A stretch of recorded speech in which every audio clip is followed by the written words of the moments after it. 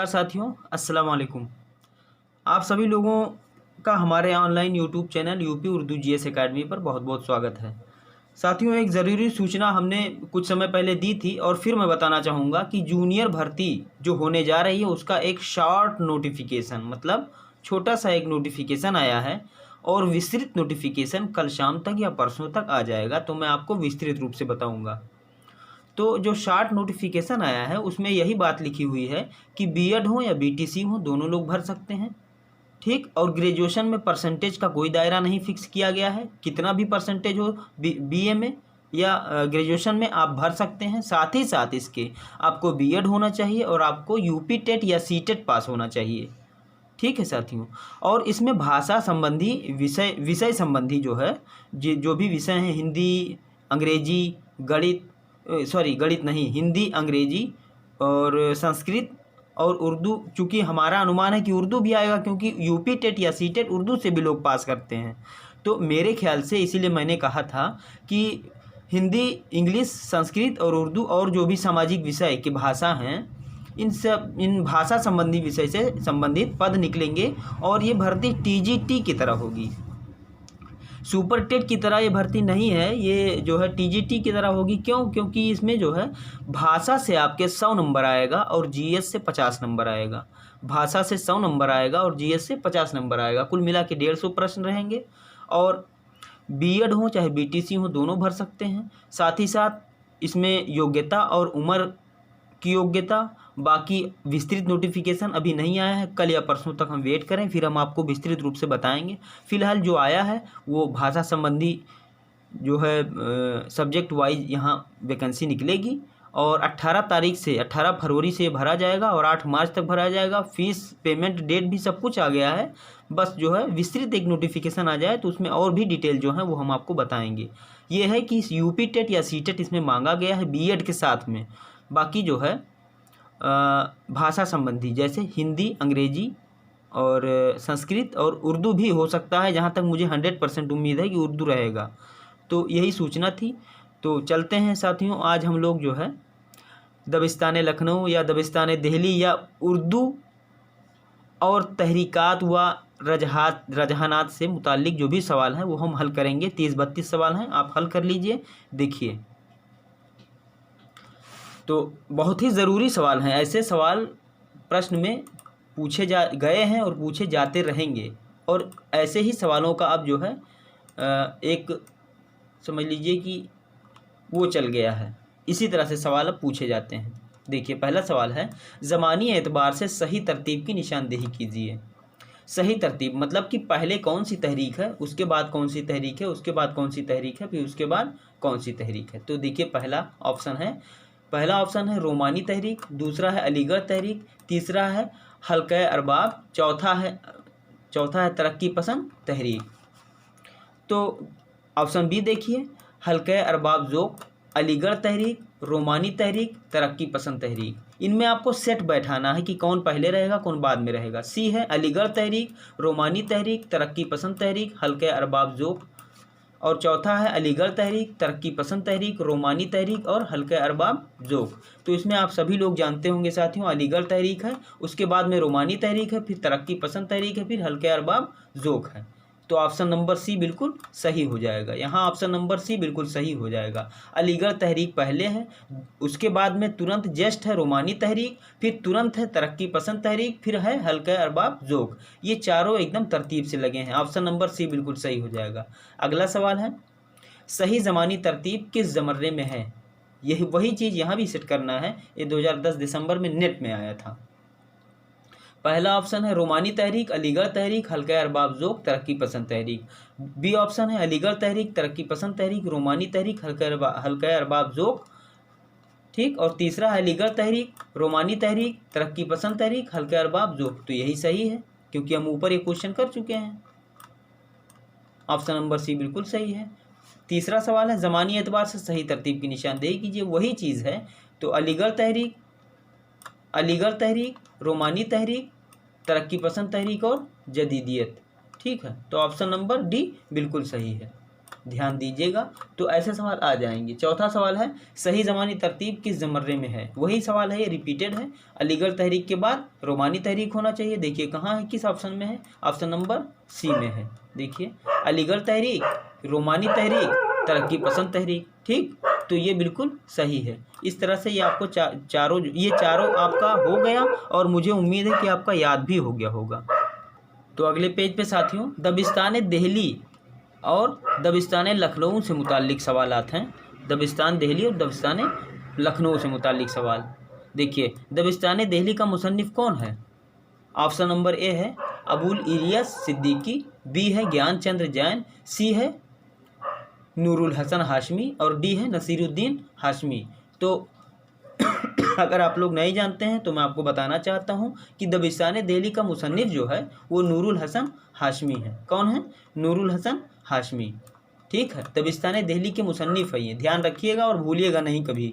अब तो आप मेहनत से पढ़िए, क्योंकि जूनियर भर्ती भी आ गई अब तो, और उर्दू मेरे ख्याल से इंशाल्लाह 100% रहेगा, क्योंकि मैंने खुद उर्दू से सीटेट पास किया है। तो सीटेट हो चाहे यूपी टेट हो, जूनियर का सब्जेक्ट वाइज पास करना ही पड़ता है, तो उर्दू भी सब्जेक्ट रहता है उसमें, तो उर्दू रहना चाहिए और रहेगा ही रहेगा। तो छठवां देखिए दबिस्तान दिल्ली का मुसन्निफ़ कौन है। तो दबिस्तान दिल्ली का मुसन्निफ़ नूरुल हसन हाशमी है। और एक चीज़ और बता दें कि जो जीएस है वो जीएस में फिर से शुरुआत से पढ़ाऊँगा आप लोगों को। जैसे ही विस्तृत नोटिफिकेशन आ जाता है कल या परसों, तो मैं अगले 1 दिन 2 दिन बाद से शुरू कर दूंगा पढ़ाना। समय चूँकि कम है, समय 2-3 महीने से ज़्यादा नहीं है समय, तो 3 ही महीना है, इसलिए आप बहुत ही मेहनत से पढ़िए और मैं आपसे ज़्यादा मेहनत से पढ़ाऊँगा। और आप भी ये कोशिश करते रहिए कि मुझसे ज़्यादा मेहनत से आप पढ़ें। तो अगला सवाल है इनमें से किसका लखनऊ स्कूल से ताल्लुक़ नहीं है। लखनऊ स्कूल से ताल्लुक़ किसका नहीं है। ऑप्शन नंबर ए है दयाशंकर नसीम, बी है नवाब मिर्ज़ा शौक, सी है जुर्रात, और डी है शाकिर नाजी। ठीक है, तो ऑप्शन नंबर कौन सा सही हो जाएगा सातवें का। तो ऑप्शन नंबर जो है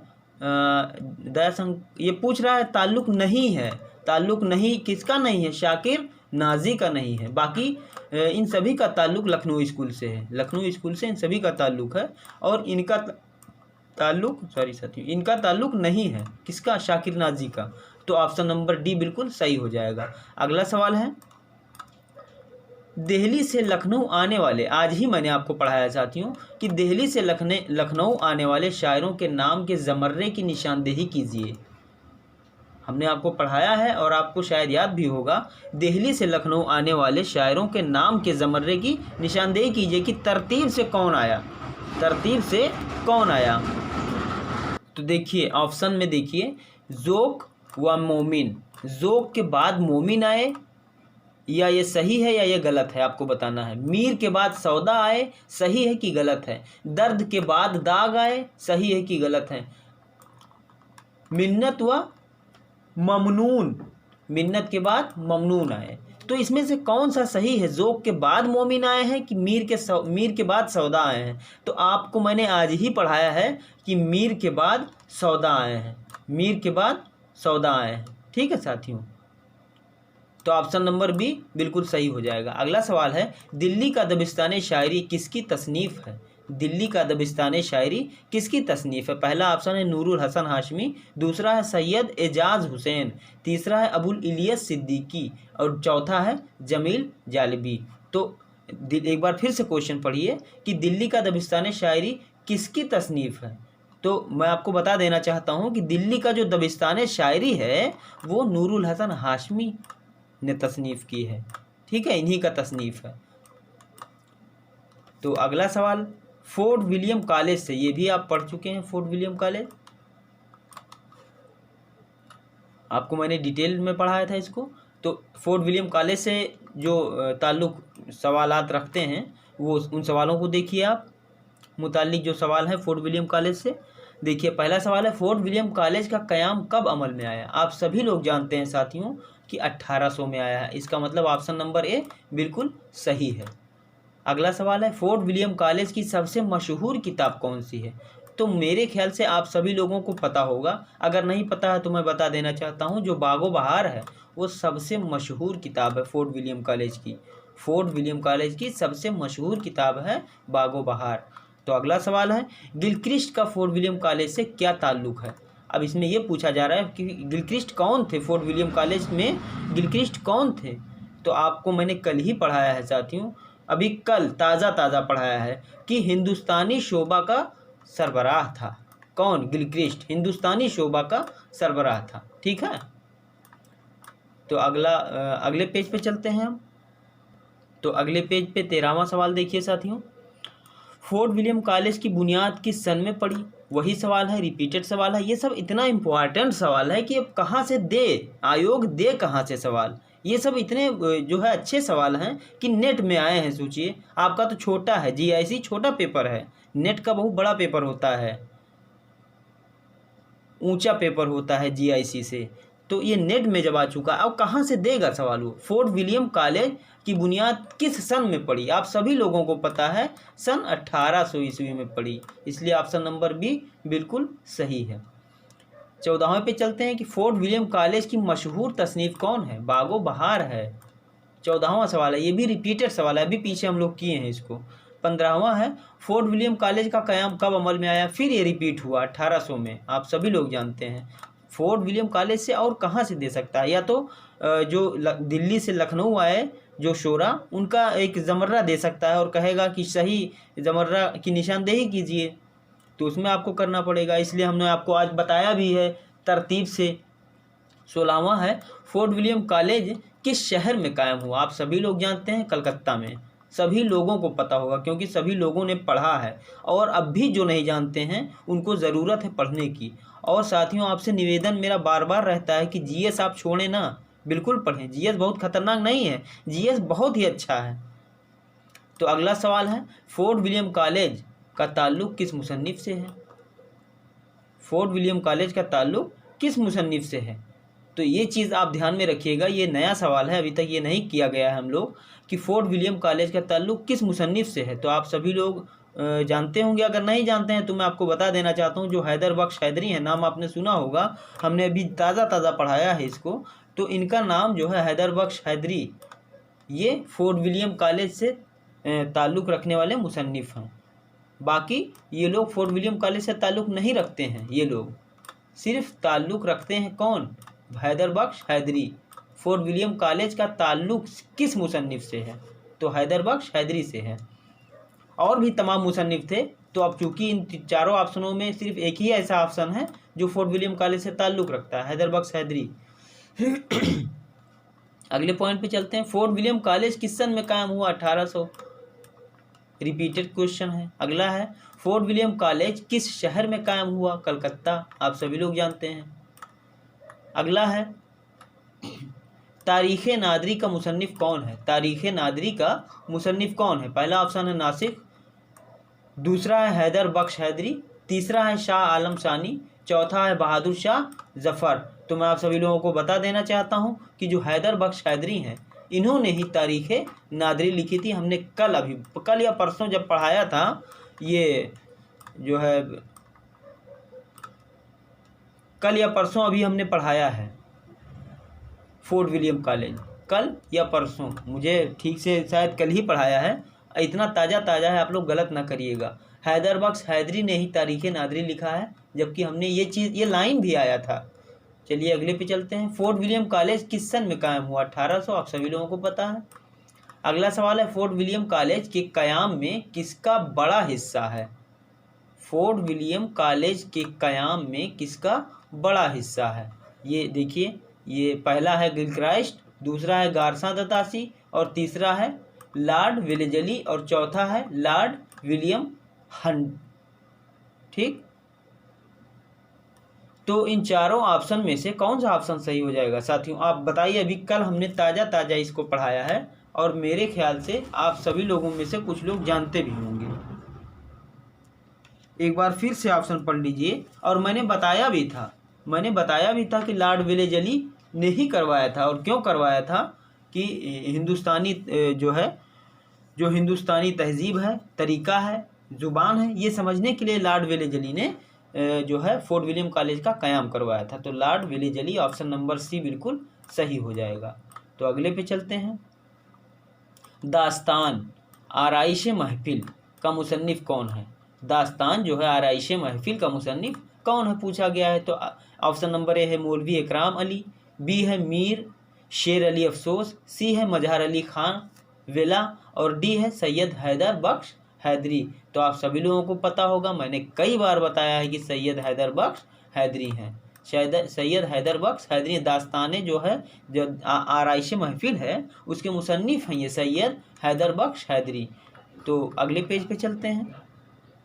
तो अगले पेज पे 24वां सवाल देखिए साथियों, किस मुस्तशरिक ने उर्दू कवायद और लुगत पर आला दर्जा की किताबें लिखी। कल हम जब पढ़ा रहे थे आपको फोर्ट विलियम कॉलेज, तो हमने आपको बताया था कि गिलक्रिस्ट ने उर्दू कवायद पर ढेर सारी किताबें लिखी थी, लुगत लिखी, लुगत हमने आपको बताया था गिलक्रिस्ट ने। तो ऑप्शन नंबर बी बिल्कुल सही हो जाएगा। किस मुस्तशरिक ने उर्दू कवायद और लुगत पर आला दर्जा की किताबें लिखी हैं। तो किसने लिखी हैं, गिलक्रिस्ट ने। ऑप्शन नंबर बी बिल्कुल सही हो जाएगा। अगला सवाल है, फोर्ट विलियम कॉलेज किस सन में कायम हुआ। 1800। कितनी बार ये पूछा गया है, हद हो गई। चलिए ठीक है, अगला सवाल देखते हैं। बहादुर अली हुसैनी की तालीफ का क्या नाम है। बहादुर अली हुसैनी की तालीफ का क्या नाम है। तो पहला ऑप्शन है कवायद ज़बान उर्दू, दूसरा है मुकदमा ज़ुबान उर्दू, तीसरा है मशरिक ज़बान दान, चौथा है हिंदुस्तानी इल्मशान। ठीक है, तो आप सभी लोग जानते होंगे, कल ये आया था, बहादुर अली हुसैनी के बारे में जिक्र हमने किया था, और क्या क्या इन्होंने जो है तसनीफ़ की थी, क्या क्या लिखा था, इनके बारे में 2 4 6 जो भी लिखा था हमने आपको बताया था। तो उसमें हमने आपको ये भी बताया था कि जो है कवायद ज़बान उर्दू ये किसकी है, ये बहादुर अली हुसैनी की है। कवायद ज़बान उर्दू ये बहादुर अली हुसैनी की है। तो ऑप्शन नंबर ए बिल्कुल सही हो जाएगा। तो अगले सवाल पे चलते हैं कि इनमें से किसका ताल्लुक़ फोर्ट विलियम कॉलेज से नहीं है या नहीं था। इनमें से किसका ताल्लुक़ फोर्ट विलियम कॉलेज से नहीं था। अब फोर्ट विलियम कॉलेज से जिन जिन लोगों का ताल्लुक़ था, उन सभी लोगों को हमने कल पढ़ाया था और उनका नाम भी पढ़ के बताया था। तो ऑप्शन देख लीजिए, पहले ऑप्शन में है जॉन जैकब, दूसरे ऑप्शन में है जॉन गिलक्राइस्ट, तीसरे में है जॉन विलियम टेलर और चौथे में थॉमस रूबेक। तो कल हमने आपको बताया था साथियों, आप भूल ना गए हों तो आपको ध्यान होगा कि जॉन जैकब का कभी नाम ही नहीं आया। फोर्ट विलियम कॉलेज के समय जॉन जैकब का नाम ही नहीं आया। ये नहीं पूछ रहा है कि कौन नहीं था। तो जॉन जैकब का नाम हमने कल बताया ही नहीं आपको, जबकि जॉन गिलक्राइस्ट का नाम बताया, जॉन विलियम टेलर का नाम आया था, थॉमस रूबेक का नाम आया था। ठीक है, लेकिन जॉन जैकब का नाम नहीं आया था। तो अगले पे सवाल चलते हैं, अगले सवाल पे। तो ऑप्शन नंबर ए बिल्कुल सही हो जाएगा। अगले सवाल पे चलते हैं। इनमें से कौन सी तसनीफ़ हैदर बख्श हैदरी की है। इनमें से कौन सी तसनीफ़ हैदर बख्श हैदरी की है। तो मैंने आपको कल बताया था हैदर बख्श हैदरी के बारे में, और जितनी तसनीफ़ इन्होंने की थी नीचे इनके लिखी थी नाम के नीचे, तो उसमें हमने आपको तोता कहानी बताया होगा, तोता कहानी, तो ये हैदर बख्श हैदरी की है। बाकी मज़हब इश्क है ही नहीं, गंज खूबी है ही नहीं, अखलाक हिंदी है ही नहीं, तोता कहानी ये हैदर बख्श हैदरी की है। ठीक है, तो अगले सवाल पे चलते हैं। मजहर अली वेला की पहली तसनीफ़ का क्या नाम था। ये भी हमने कल आपको बताया था। तो जो मजहर अली वेला की पहली तसनीफ़ का क्या नाम है, कल जब हम आपको फोर्ट विलियम कॉलेज पढ़ा रहे थे तो पढ़ाते समय मजहर अली वेला का नाम आया था 2-3 बार, और हमने पढ़ा भी था, और इन्होंने जितनी तसनीफ़ की है वो भी इनके नाम के नीचे लिखा था। आपने अगर नहीं देखा है तो कल का वीडियो जाके देख सकते हैं। पहला ऑप्शन है माधवन और काम कुंदल। हमारे ख्याल से मैंने आपको जब पढ़ा रहे थे हम उस समय मुझे याद आ गया, यही माधवन और काम कुंदल यही नाम आया था कल। मजहर अली वेला ने लिखा है ये, बाकी बस अब और सब गलत है, और कोई नहीं है, बागे उर्दू कुछ नहीं है। मजहर अली वेला ने क्या लिखा था, माधवनल और काम कुंदल। कल हम जब पढ़ा रहे थे तो ये नाम आया था। अगर आपने नहीं देखा हो तो कल का वीडियो देख लीजिए साथियों। तो अगले सवाल पे चलते हैं। कालिदास की लाजवाल तख्लीक शकुंतला देखिए, कालिदास की लाजवाब तख्लीक शकुंतला का तर्जुमा इनमें से किसने किया था? तो इनमें से किसने किया था, पहले ऑप्शन पढ़ लेते हैं। लल्लू लाल जी, निहाल चंद लाहौरी, मिर्ज़ा काजिम अली जवान, और डी है शेर अली अफसोस। तो कौन सा ऑप्शन सही हो जाएगा साथियों? इनमें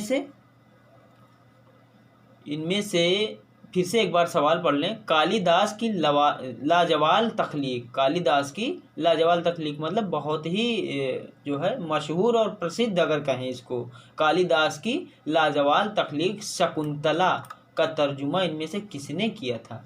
तो आप लोग अगर नहीं जानते हो तो मैं आपको बता देना चाहता हूँ कि जो मिर्ज़ा काजिम अली जवान हैं, इनका नाम तो कल आया था, और शायद हमने, अगर देख लीजिएगा वीडियो, बताया हो कि नहीं बताओ मुझे तो याद नहीं आ रहा है, लेकिन मिर्ज़ा काजिम अली जवान जो हैं, इन्होंने ही शकुंतला का तर्जुमा किया था। ठीक है, इन्होंने शकुंतला का तर्जुमा किया था। एक बार रिक्वेस्ट है कि कल वाला वीडियो जो हमने बताया था फोर्ट विलियम कॉलेज, वो आप लोग देख लीजिए एक बार, बहुत ही जो है अहम है, बहुत ही आप लोगों के लिए मुफीद रहेगा हमारा एक एक वीडियो। तो अगले सवाल पे चलते हैं। फोर्ट विलियम कॉलेज से वाबस्ता मुंशी लल्लू लाल जी का आबाई वतन कहाँ था? एक बार फिर से पढ़िए इस सवाल को। फोर्ट विलियम कॉलेज से वाबस्ता मुंशी लल्लू लाल जी का आबाई वतन कहाँ था? पहला है राजस्थान, दूसरा है दिल्ली, तीसरा है गुजरात, और चौथा है मुर्शिदाबाद। तो इनमें से कौन सा ऑप्शन सही होगा साथियों? इनमें से कौन सा ऑप्शन सही होगा? गुजरात। मैं आपको बता दूं, गुजरात ऑप्शन बिल्कुल सही है। क्यों? क्योंकि मुंशी लल्लू लाल जी का वतन जो वो गुजरात ही था। मुंशी लल्लू लाल जी का वतन गुजरात ही था। तो अगले सवाल पे चलते हैं।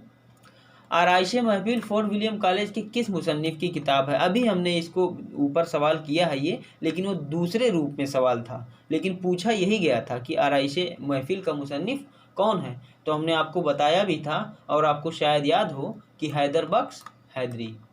आराइशे महफिल किसने लिखा था? हैदर बख्श हैदरी ने लिखा था।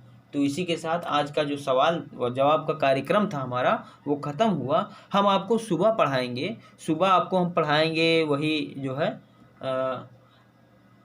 टाइम हम आपको बता दे रहे हैं। सुबह हम आपको 8 बजे करेक्ट 8 बजे हम आपको कोशिश करेंगे कि देखो अभी 1000 जो है नहीं पहुंचा है, लाइव नहीं हो पाते हैं, नहीं हमारी बिल्कुल मंशा है, हमारा बहुत मन है कि आप लोगों को लाइव पढ़ाएं, लेकिन क्या करें, मजबूर हैं, जल्दी से पहुंच जाए 1000 तो हम आप लोगों को लाइव पढ़ाएं, और हमेशा फ्री पढ़ाया करेंगे, और सिलेबस के हिसाब से पढ़ाएंगे, सिलेबस के अकॉर्डिंग, एक भी पॉइंट छोड़ेंगे नहीं।